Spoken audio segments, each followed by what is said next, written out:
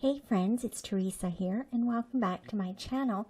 Today I wanted to do a Photoshop tutorial for you on several of the ways that I've used the stickers and embellishments from the Traci Reed Smitten collection to help me create this fun little mini album. And so I've shared the mini album before when I created the foundation pages, and you'll be able to see a video of that linked down below.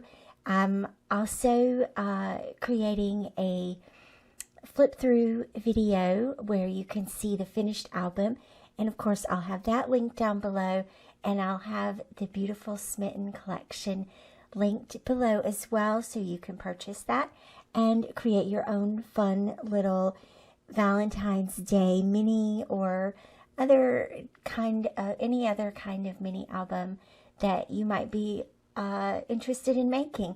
And so these are just some of the fun ways that I decided to use the stickers and the embellishments in the Smitten collection. And so the first way is this fun little layout here with the organic circles in the collection. And this is kind of a go-to layout that I've done many times over the years, and that is just to repeat circle elements across the page.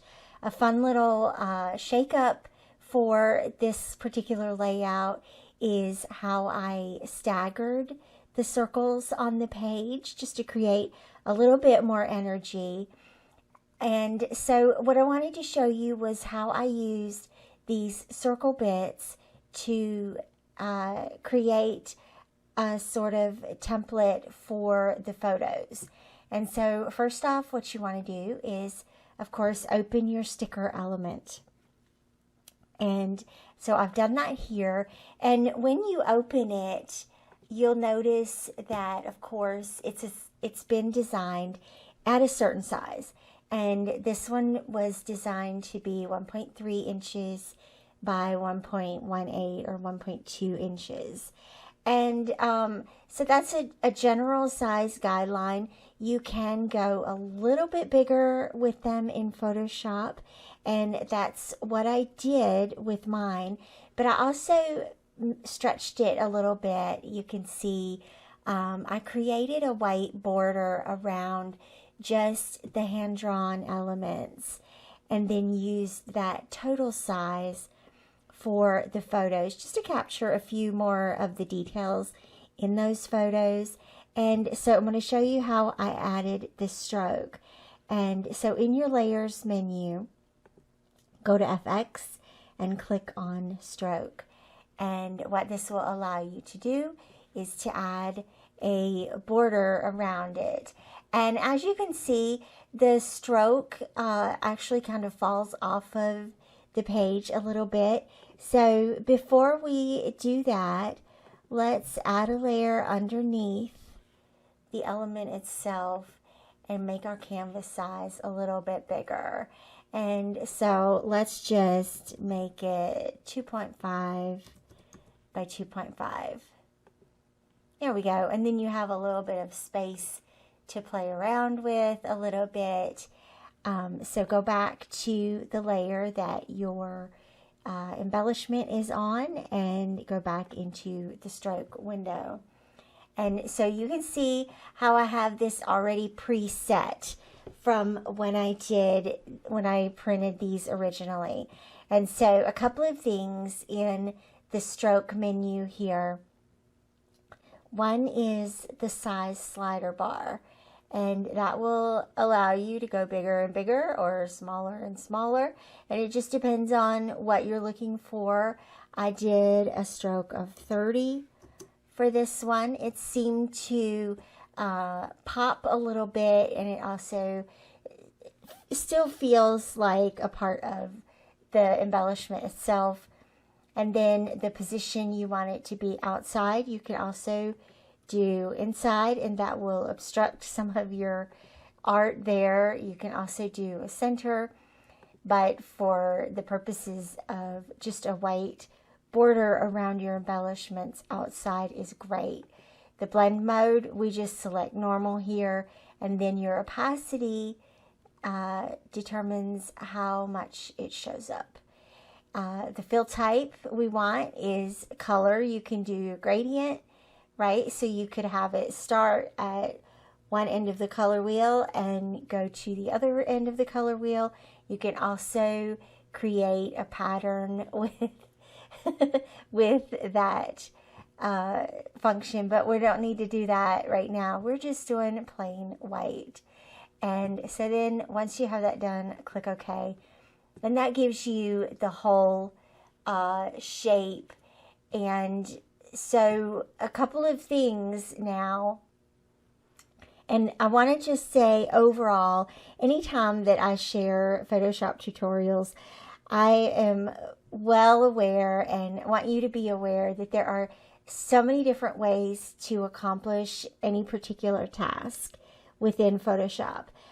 These are just the ways that I've learned. I'm self-taught on Photoshop, and so you may do things differently. You may have different ideas, and I think that's great. Share them below, but these are just the ways that I've learned how to do it over the years.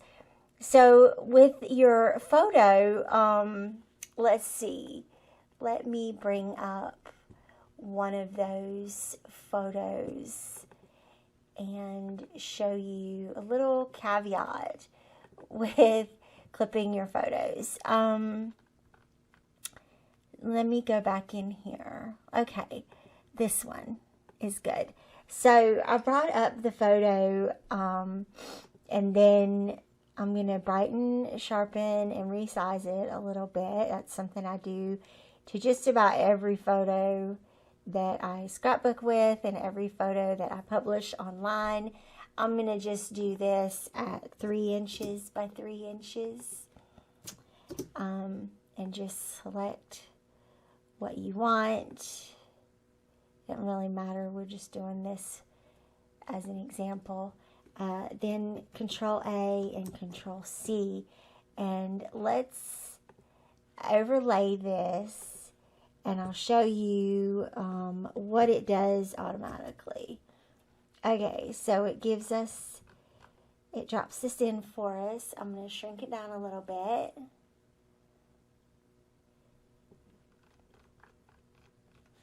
All right.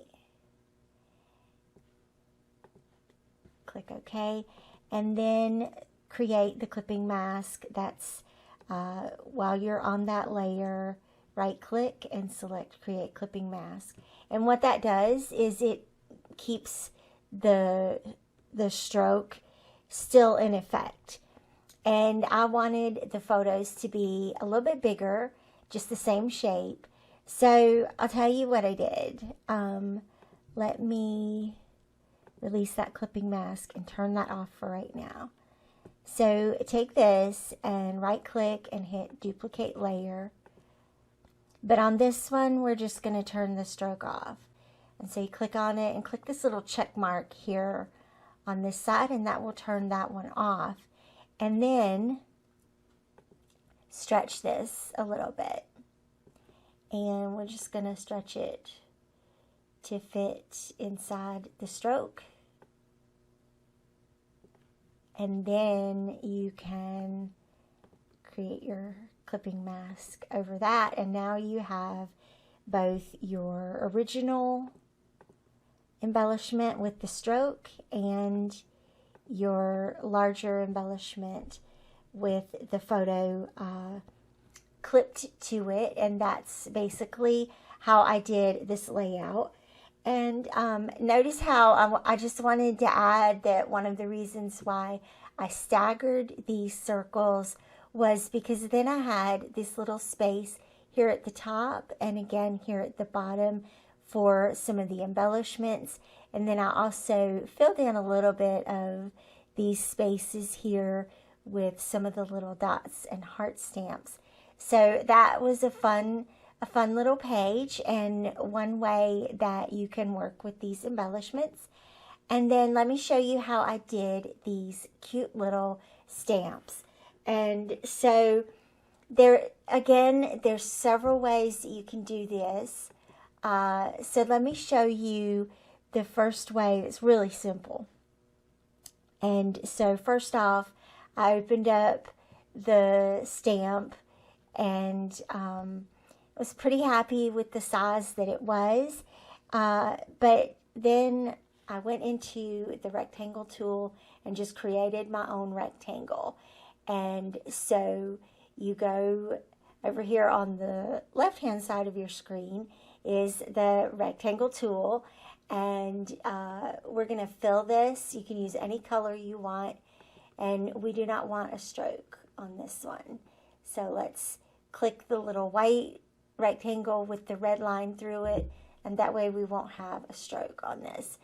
And then another thing that we want to make sure of is in our path options menu, this is the little gear, that it's unconstrained, and that way you can make it the width and height that you need. And so we're just gonna copy that little rectangle that's there, just like that. And now you have a layer with your rectangle on it. Of course, I've done that already for my printing, and then you clip your photo to that rectangle and you have the little stamp with your own photo in it. Now there's another way that you can do it as well, and so I wanted to show you this way. And let me just go in here to this original one. And so Photoshop has the object selection tool and the quick selection tool and the magic wand tool, and these just allow you to select different part of when you click on your active layer. It's going to select that that rectangle for you. Now this one behaves a little differently because it doesn't want to recognize that pink as a thing. Sometimes you can get it to recognize it for you. And that's fine. Sometimes if you click outside of it just a little bit, it'll select it for you. Another way is by using the polygonal lasso tool, and with that you just basically draw around it. And once you have drawn your rectangle,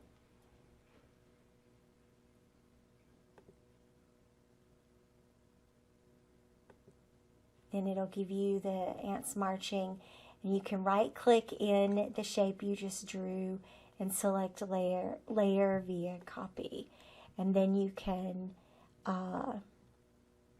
crop your photo or clip your photo to that. So let me show you how that does. Clipping mask, and then you have your photo clipped to that shape as well. And let's see, where is that one? There it is. There's the layout that I created with those cute little stamps. So another way that I did this was adding a text to a traveler's notebook signature or to a journal card when there's only a specific space that you want to print your words on, and then to get it to follow the path of that shape. And so let me go to that signature. Now, any other album, you might have this already printed and your text already printed onto the signature before you assemble your album. But because I did this album, I created this album before the event, I didn't have the journaling ready. So I printed this out on sticker paper and laid the sticker paper over the signature. You can do it either way. But let me share with you the best way to get your text to show up only in the area that you want it to. And so first you're going to go into the pen tool. And what I do is just select, just draw around where you're going. Select the outermost points. It doesn't have to be exact. It doesn't have to be perfect. You're just giving it a little of that shape, and you're going to tell it, here's the boundary, the outer boundary of where we want the text to show up at. And I'm just selecting the outermost points. I'm giving a little bit of space between my line and the elements. You can be very detailed if you want to, or you can just be kind of general. And then close that out. And now you have a blue box with these little anchor points. If you decide you need to add or change an anchor point, you can do that. If you want to make them curved, you can. That's fine. Totally up to you how you want to do it. If you want to add an anchor point, you can. You just go into that tool and add anchor point tool. So now once you have it selected, go into your text tool and click inside that shape, and it will allow you to type in your text. Now if you want to go around that shape, you can click on the line itself and you'll see where it gives the wavy line. That will allow you to put the text around. But for the purposes of this Traveler's Notebook signature, we click on the inside and then it will place your text and allow you to type in there just like any other text that you're creating. Let's see. Oh, the little banners. So let me pull open one of the banners real quick. Go back into the Smitten collection. Products, Smitten, and stickers, individual files. Here's one of these cute little banners. Okay. So these already have the stroke added to them. Thank you, Tracy. And this is just a basic triangle. And okay, I just used that polygonal lasso tool. Start in that little corner and go out. Well, you can add different points as you need to. There we go. That looks good. And then make sure you close it. Well, there we go. And get your ants marching, and then right click inside the shape, layer via copy, and then you just have your little section that you wanted to clip it to, and you can clip your photo to that. Let me show you how that looks. Let's see. You just size that down a little bit.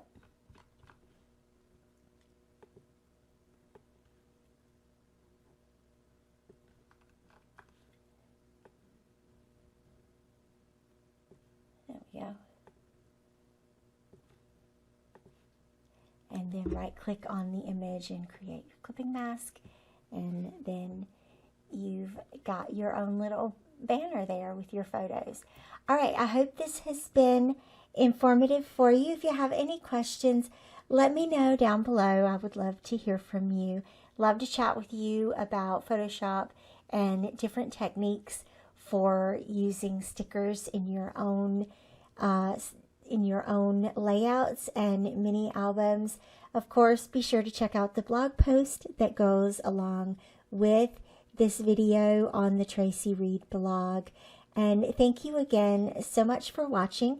I'll see you back here again soon. Bye-bye.